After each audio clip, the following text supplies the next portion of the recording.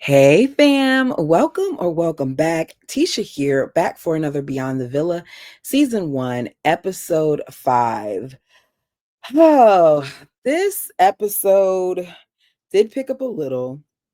There's some things that I feel like we can talk about, but overall, there's a lot I could have done without. This thing is so heavily saturated with Connor, and I just don't care about Connor. But let's go ahead and get into season 1, episode 5, Back in the Saddle, Baby. The episode begins with Kenny and Janae outside. The moment I saw it, I said, I know the people are going to be talking about the fact that they opened up with them. They still have their foster dog, Juan, who made his mark right away on Kenny's carpet by pooping. Good doggy. Leah and Miguel arrive with their baby, Petunia. It's a fake baby, one of the ones that cry and things of that nature. They've done such a great job with their foster that they want to see what it's like to have a child. So they talk about Janae and Kenny. They're going to be celebrating their upcoming 9-month anniversary because they celebrate every single month. Whereas Leah and Miguel celebrate every single day. End scene. So we later see Aaron and Connor getting ready to play paddleball. Aaron's energy is high because he just came back from reuniting with his family, visiting his mom, and helping her move into her new home. So Kendall arrives, followed by Kayla, because Aaron did previously invite her last episode to come and play paddle tennis. Now, I was surprised that she was able to play because we know that for at some point she was hospitalized, but I guess she has her energy back. So here she is. We find out that she is sad because her grandmother is not doing well, and they feel like it's getting to the point where she may pass. I personally would have been taking a flight. I wish that I knew ahead of time that my grandmother wasn't doing well, because it went from it being one situation to me getting a phone call that she passed. And that was last year. And I remember getting that call and being utterly in shock because I just had spoken with her on FaceTime, and I had planned, her not knowing, to see her around the holidays, around my birthday actually, and she died before that could happen. So when I'm hearing this, I'm like, if I knew that my loved one was that sick, I'm sorry, this show would just have to go to the side. Forget my contract. I need to go and be with my grandma, especially because of how much Kayla's grandmother means to her, which we do see that it looks like next episode she's going to go ahead and head back out there. So Aaron can relate because he lost his father 10 months ago, and Kayla was there on the phone supporting him, telling him that she would be there for him. So he wants to make sure that he's there for her as well. We see them play. Kendall thinks he's the best. Connor and Aaron personally feel like he's the worst, while Kayla says that they all suck. So, since they all suck, she suggested they do something that they're better at, which is drinking alcohol, even though, as Aaron points out, you're recovering from an infection. But she wants alcohol. So, Kayla mentions Torin and bringing him to Kendall's party. We have Aaron, who's claiming that he's happy that Kayla found someone, but his facial expressions are showing something different. Aaron very much so gets a taste of his own medicine in this. And had I not seen all that he did on Love Island, had we not known the other things that came out afterwards, had he actually been honest about the things that he did, then I might have actually felt sorry for him. But because we know that he was still lying to Kayla, I can't feel bad for him in this moment. So Connor feels like, based on what he's seen and what Aaron has said, that Kayla tends to give Aaron mixed signals. I think that she does too. I think that they flirt. I think that Kaler is enjoying being able to rub Torrin in his face because there is absolutely no point in bringing this guy who you've only known for a couple of weeks around the group. That's my personal opinion. Tell me yours. So Aaron's like, I get that you've been going through a lot of things. Kaler talks about the era she's in and how Hollywood it is. And he's like, look, if you want something that's more low key, that's more like you, then come to my neck of the woods. You're more than welcome to come and hang out in my area as friends. So we don't get to see what happens after that, but we're told about it. We'll talk about it in a few. So we see Leah and she pops up at Serena's apartment, and immediately you can see that these two are always around each other, that they pick up right where they left off. It's immediate laughs as Leah talks about how she already knew that Serena was fixing them a drink, even though it's the morning time, because she heard the pop of the cork. So Leah and her talk, they're catching up with each other about their health things. Leah says that she feels like she waited forever to get the results from her doctor, to the point where they're like, the doctor's going to call you right back. And the doctor didn't even call right back. And she's over there paranoid, like, oh my goodness, I could have the big C. And here he is taking forever to call me. So she's like, she went down this whole like thing on Google about all the things that she thought this was. And she found out that based on the results, that she actually has a nodule on her thyroid, but they do not think it's cancerous. Now, that's good news. I know sometimes if they can, they still opt to remove those things because sometimes those things can turn cancerous. So I hope that they keep an eye on it and they watch her, and that if it does turn into something, that it's operable. So Serena now talks about how she's dealing with her anxiety. She said that she's turning to walks and therapy and Pilates to help manage her anxiety. My guess is that she doesn't want to be medicated, but at least she's trying to do something, because relying on Cordell or having that many moments where every day you're having anxiety to the point where it's a panic attack, that's too much. So it's good to know that she's finding ways to push through. Leah also tells her that the sun helps as well because she has anxiety too. And it does. The breathing, there's a whole bunch of different things that can help with your anxiety. You have to figure out what works best for you. So Janae calls to find out if the ladies are going to be going to Kendall's party, as well as letting them know that somebody may want to adopt Juan. This is when we find out that Serena has no intentions of going to Kendall's party. She doesn't have beef, but she doesn't have time for him. Good for Serena. What happened was, even though she didn't watch the whole show, because we heard that a lot of them, like we know Leah didn't watch, she saw enough to know that Kendall talked a lot of crap about her while they were in the villa, and she doesn't like the way that he moved. So as far as she's concerned, they're not friends. That's fine. Put up your boundaries. I don't blame her.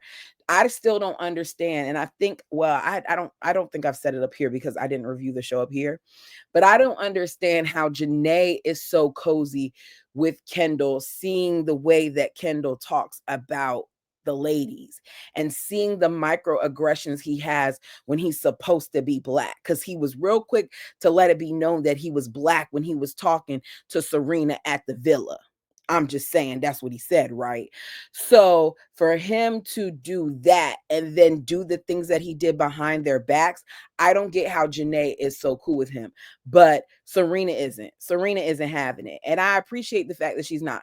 I'm not saying that it's, if Cordell is still his friend, then I can understand that at some points they have to be in the same room, but she doesn't have to befriend him. It's okay for her to have up her boundary. So Janae wants to try to convince Serena to go, and Serena's not feeling it. She's not going. So we go from that to Aaron. He is so bored that he is in his home playing with the ball and he breaks some glass. He FaceTimes his mom, tells his mom that he met some girls the other night. They were two Canadian girls and they got him a lot of drinks. He then fills his mom in on Kaler, and inviting her to his area because of all the things that are going on with her. He then tells his mom that when they went to say goodbye, while the cameras were not rolling, that Kaylor tried to kiss him. And he thought that it was messed up of Kaylor because she's talking to someone. I want to know, if you watch and you don't normally comment, please let me know down below. Do you guys believe that Kaylor tried to kiss that man? Because there is a part of me that wonders if she did, just because we saw how they were looking at each other when she borrowed his hoodie, and we saw that interaction. And Kaylor, to me, very much so gave for a few of these episodes that she still had the feels for Aaron. Now that she has Torrance, she's switching it up. But even when she was talking to Caleb, it was still giving this energy. So he says that he's the one that cut it off, right? But he still wants to be there for her. I personally think that the both of them still want each other. We see Torrin and Kaylor later. He says at some point that the first time they met was 2 weeks ago. Did I hear that right? Did he say 2 weeks or 2 months? She already has this man around her friends. I guess I'm approved because I don't move like this. Like if I'm a guy, not a guy because I'm not a guy. If I'm a girl and I'm dating a guy, it takes a long time for me to introduce said guy to my friends because it's not worth it for you to meet someone that I don't see me having longevity with. That's just my personal opinion. And I don't think I can know that in a couple weeks because I'm one of those people who too many times I've seen how people are present themselves one way in the beginning, and as time evolves, they're completely different people. So Janae shows up to the house where Torrin is at, and Kaylor opens the door, and Janae scares her because she has on this bush costume, and we see the commercial that they did for the plants when she was talking about she knows a lot, she can learn about plants and whatever else. That's because Connor was supposedly into plants. Anyways, oh, Janae, girl, Janae, I'm just thinking like she took a lot of L's and here she is again taking another one, but it's for her benefit. So she opens the door and Janae's down on the ground like a bush and she jumps up and it scares Kaylor. As soon as Janae meets Torrin, she's asking him his credit score and his intentions with her girl. He cannot verbalize his intentions and he claims to not know his credit score. Janae thinks that Torrin is an American version of Aaron. Many people have said that. I do see some similarities there, but it's like it doesn't seem like they treat her the same way. We'll say that. So we get to this party at Saddle Ranch. Everyone from the cast and some other friends are invited. Serena and Cordell are the only ones that are not there. I don't know why when Janae arrived, she was telling people that Serena didn't come because she couldn't make it. When the truth is, Serena didn't come because she didn't want to come. So Liv checks in with Aaron. He says that he knows that Kaylor isn't happy, but he's just trying to be there for her. Liv keeps bringing up this guy that Kaylor is dating to Aaron, and she does not even know his name. Does that show the disconnect between the two of them, or does that show that this guy is just that new? She ends up asking Kendall of his name. Kenny pulls out Kendall outside when they arrive. Janae and Kaylor are dressed up as bushes and they scare him. He then goes and grabs Aaron, says, I need you to meet somebody. He introduces him to Torrin and they scare Aaron while they're doing that. It's weird to me for him to meet Torrin this way. I feel like Aaron knows that if the roles were reversed, that Kaylor would have wanted to be treated differently. And he also knows that Kaylor would not be okay with him bringing around another girl. I agree with Aaron when he says it because we saw how at Connor's party, how she kept on focusing on who he was talking to. And I just feel like maybe now things have changed because you've met this guy, but you probably would have had a reaction if this had been 2 weeks ago.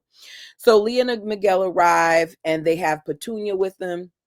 Leah says the same thing as Janae, which is that Torrin looks like Aaron. Connor is still talking about Janae.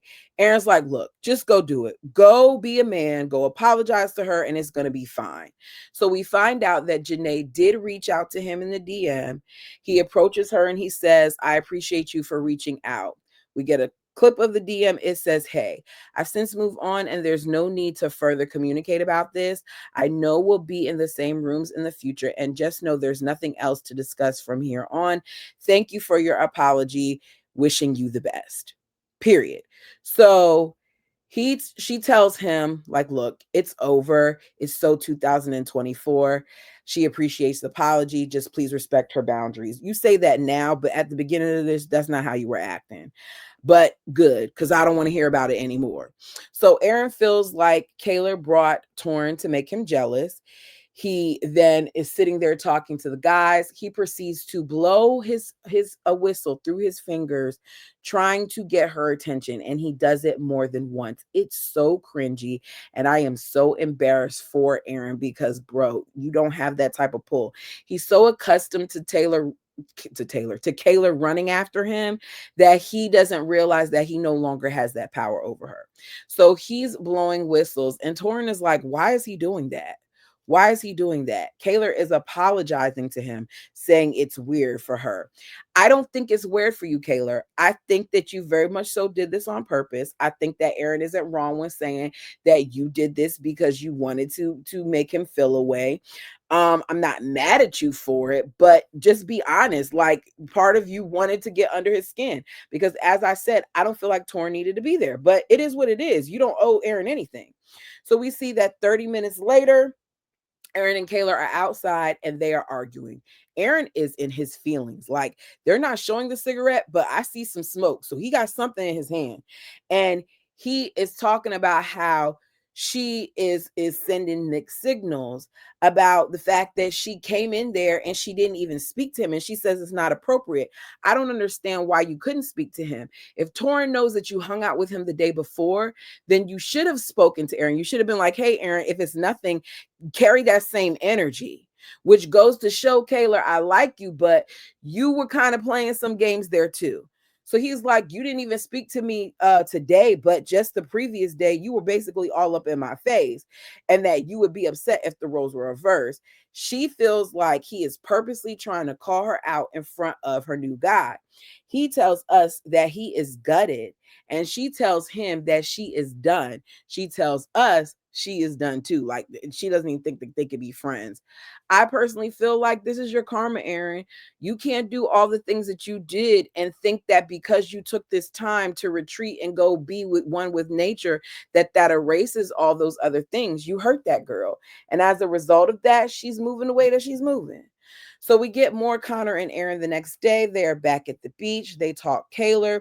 He talks about how how Kayla tried to kiss him, and he had to tell her that they are just friends.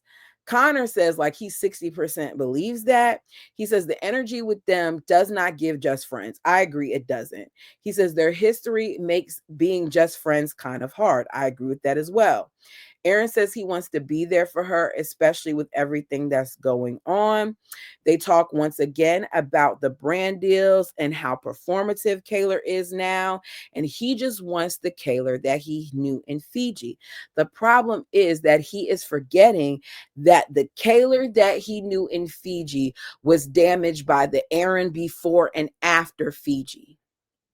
You cannot sit here and act like this girl has changed just because she got more followers and more fame, when there's also another thing in there, which is that she was in love with you, because I think she was, and she was extremely hurt by you. And it's taken her some time to get over you. So let's not act like it's just the money and the followers that have her acting differently, Aaron. You hurt her, and as a result of that, she has been damaged, a part of her, And now she's not treating you the same way. She doesn't want you to get that close to her again because it creates that you're comfort to her. And that just because you're comfort to her doesn't mean that you're good for her. So we get to this end scene that was so cringy to me. And it just further shows that these people were going down and we didn't even see it. So Janae and Kenny go out to this beautiful dinner overlooking the city to celebrate their 9 months anniversary, 10 months of knowing each other. They order a bunch of stuff. They're talking about, the side pieces that they're calling the other people that were in Love Island. And Kenny looks so disconnected, not just there, but also in his confessional. Janae compliments him a bunch. He tells her she looks pretty. And she thanks him for how honest he has been about his feelings because in the beginning he wasn't. She says that she was frustrated and embarrassed when he told her that he didn't want to move in with her. He then talks about him and Miguel and how the other day when he spoke with Miguel, he told Miguel that they were living separately because they wanted to and he wanted their space. And Janae is like, that's not true, because he made it seem like at first like they wanted to. She's like, that's not true. I didn't want to live separately. You did. He says, I did. I wanted separation from you. So she's like, okay, so you're saying that you told Miguel that it was us. I don't want you lying to our friends because I already called Leah right after you said that, crying and stuff, further showing how close they are, crying and stuff, telling her what had happened. And I'm more than sure that at the time she was with Miguel. So Miguel probably knows too, further showing that these other couples probably already saw some cracks forming there, but they respected their friends and didn't speak on it. So Janae says that what? Oh, that a guy knows what he wants the second that he sees a girl. And she's like, what do you think about that? And he says, acting like he didn't hear what she just said. She's trying to figure out what's on his mind. He's saying nothing, but she knows that he's holding back. Janae says that they would probably have more problems if they lived together. And at this point, she wants to go so she could go to bed. I wrote in my notes, I hope she went to bed without him. So they go down the stairs. She gets in the car, and production's like, what is going on? Because they can see something is going on, something is wrong. She's talking to one producer, and she's like, this is what he does. He shuts down, and he's trying to act like he's just this concerned guy as he leans in to talk to her, and they get ready to go. And that's it. Like, that's basically the episode. Y'all let me know what you thought about this episode. If there's something that I missed that you want to talk about, feel free to put it down below. I feel like we are watching Janae and Kenny go down. And I don't know how much longer he would have continued this charade. But that's all I got. Thank you guys so much. Until next time.